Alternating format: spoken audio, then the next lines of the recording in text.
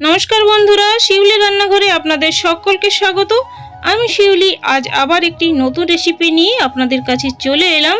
আজ আমি পুদিনা পাতার শরবত বানাবো।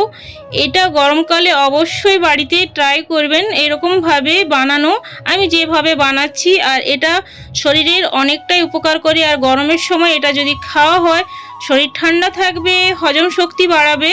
তো অবশ্যই এইরকম একটা শরবত আপনারা বাড়িতে বানাবেন আর প্রতিদিন খাওয়ার চেষ্টা করবেন।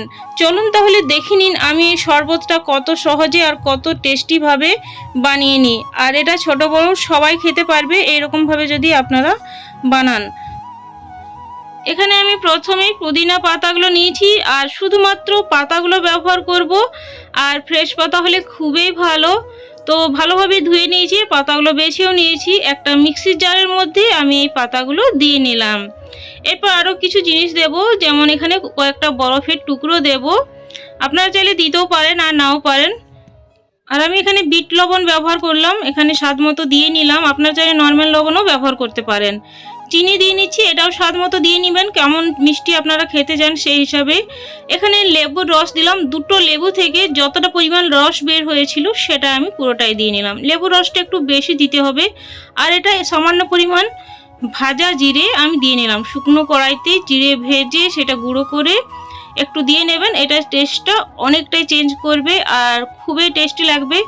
ফ্রিজের ঠান্ডা জল সামান্য পরিমাণ দিয়ে নিলাম। এগুলো আমি মোটামুটি 2 গ্লাস আমার তৈরি হয়েছিল এই সব কিছু দেওয়ার পর। আর মিষ্টিটা দিয়েছিলাম আমি 2 গ্লাসের হিসাবে, আপনারা যেমন বানাবেন সেই হিসাবে দিয়ে নেবেন। এবার খুব ভালোভাবে আমি এটা পেস্ট করে নেব। তো দেখুন আমি এই পেস্টটা এবার এই শরবতটা আমি অন্য একটা পাত্রে ছেঁকে নিচ্ছি। ছেঁকে অবশ্যই নেবেন, কারণ পাতা পাতা থাকে, সেই পাতাগুলো খেতে অনেকেই পছন্দ করে না। ছেঁকে নিলে খেতে বেশি ভালো লাগবে। তো আমি ছেঁকে নিলাম। আর একটু যেগুলো পাতা ছিল সেই পাতাগুলো আমি বাদ দিয়ে দিয়েছিলাম। তো কালারটা কি দারুণ এসেছে একবার দেখুন। আর এটা সত্যি শরীরের পক্ষে অনেক উপকার। তো বন্ধুরা, আমার এই রেসিপিটা ভালো লাগলে প্লিজ লাইক শেয়ার কমেন্ট করবেন, সাবস্ক্রাইব করে আমার পাশে থাকবেন, পাশের বেলটা প্রেস করে রাখবেন, প্রেস করে অল করে রাখবেন, তাহলে নিত্য নতুন রেসিপি সবার আগে আপনার কাছে পৌঁছে যাবে। এবার আমি এটা একটা গ্লাসের মধ্যে পরিবেশন করব। তার জন্য গ্লাসের মধ্যে আমি কয়েকটা বরফ টুকরো নিয়েছি, 3টে বরফ টুকরো নিলাম, যেহেতু এটা ঠান্ডা ঠান্ডা খেতে খুবই ভালো লাগে। তারপর আমি যে শরবতটা বানিয়ে রেখেছিলাম সেটা এই গ্লাসের মধ্যে দিয়ে নেব।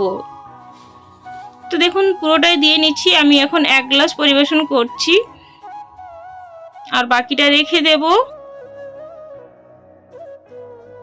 পুরো গ্লাস ভর্তি দিয়ে নিলাম। আর কি দারুণ মানে কালারটা এসেছে, এখানে কালারটা দেখেই মানে সুন্দর লাগবে। 2টো লেবু টুকরো করে নিয়েছি গোল গোল করে, সেটাও দিয়ে নিলাম দেখতে সুন্দর লাগার জন্য। আর এখানে একটা টুকরো আমি গ্লাসের সাইডে দিয়ে নেব। আর পুদিনা পাতা চাটনিও রেসিপি আমার চ্যানেলে দেওয়া আছে, আপনারা চাইলে পুদিনা পাতা দিয়ে চাটনিও বানিয়ে নিতে পারেন।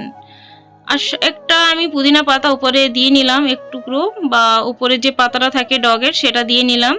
আজ তাহলে আসছি বন্ধুরা, পরে একটি নতুন ভিডিও বা রেসিপি নিয়ে আপনাদের সাথে আবার দেখা হবে। ধন্যবাদ ধৈর্য ধরে আমার এই ভিডিওটা দেখার জন্য। Thanks for watching.